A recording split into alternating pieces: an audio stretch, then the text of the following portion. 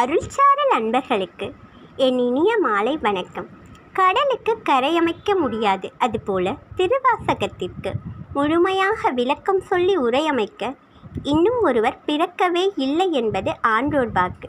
திருவாசக நூலின் பொருள் யாதென சிலர் மணிவாசகரிடம் வினவிய போது, தில்லையில் நடம்புரியும் நடராஜ பெருமானே இந்நூலின் பொருள் என கூறி அவ்விடத்தில் அக்கணமே அவர் இறைவனுடன் இரண்டரக் கலந்தார். இதுவரை திருவாசகத்திற்கு பொருளுரைத்த சான்றோர்கள் அவன் அருளாலே அவன் தாள் வணங்கி என்ற சிவபுராண வரிக்கேற்ப சிவன் அருளால் அவரை தங்களது இதயத்தில் எழுந்தருள செய்து அவர் உரைத்த வார்த்தைகளையே நமக்கு உரையாக தந்தருளினர். இருப்பினும் இன்னும் பற்பல நுண்ணிய கருத்துக்களை தன்னகத்தே கொண்டுள்ளது திருவாசகம். அத்தகைய பொருள் நிறைந்த இத்திருவாசக பாடல்களை இன்று நாம் சற்று சிந்திப்போம். தொல்லை இரும்பிறவி சூழும் தலை நீக்கி அல்லலறுத்த ஆனந்தமாக்கியதே எல்லை மறுவா நெறியளிக்கும் வாதவூர் எங்கோன் திருவாசகம் என்னும் தேன். இவ்வெண்பா திருவாசகத்தின் பெருமையை நமக்கு எடுத்துரைக்கிறது.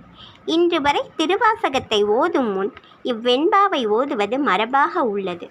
இவ்வெண்பாவின் பொருள் நம் உயிருக்கு தொல்லையாக பிணியாக திகழ்வது பிறவி. இப்பிறவியின் பயனாக நம்மை சூழும் நல்வினை தீவினை ஆகிய இவ்விரு வினைகளையும் நீக்கி, மேலும் பிறவி என்னும் பெரும் வினியை நீக்கி நம் துன்பங்களை அல்லல்களை அறுத்தொழித்து பேரானந்தமாகிய வீடு பேறு எனும் முக்தி அடைந்து இறைவன் திருவடி கீழ் இருக்கும் நிலையை தந்தருளி எல்லை மறுவா நெறி, அதாவது பிறப்பு இறப்பு என்பதை பெறாத வழி, அதை அடைய செய்வது திருவாசகம் எனும் தேன். தேன் உடல் நோயை நீக்கி உலகின்பத்தை தரக்கூடியது. அதுபோல் திருவாசகம் உயிர் நோயாகிய பிறவி பிணியை நீக்கி பிறவா நிலை எனும் வீடு பேற்றை தரக்கூடியது. தேன் என்பது தேனீக்களால் பல வகையான மலர்களிலிருந்து கொண்டு வரப்பட்ட மதுரத்திலிருந்தும் மகரந்தத்திலிருந்தும் கிடைக்கிறது.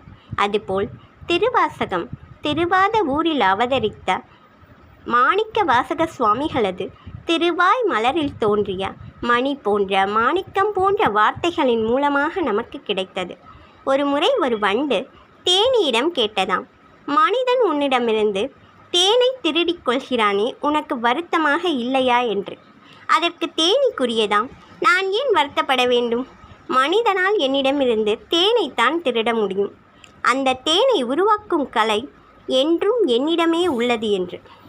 இதுபோல் இம்மனித பிறவியில் நாம் அறிந்தும் அறியாமலும் செய்த பல கொடுஞ்செயல்களையெல்லாம் பொறுத்தருள வேண்டுமென்று இறைவனின் பொன்னடியை வணங்குவோம். நன்றி.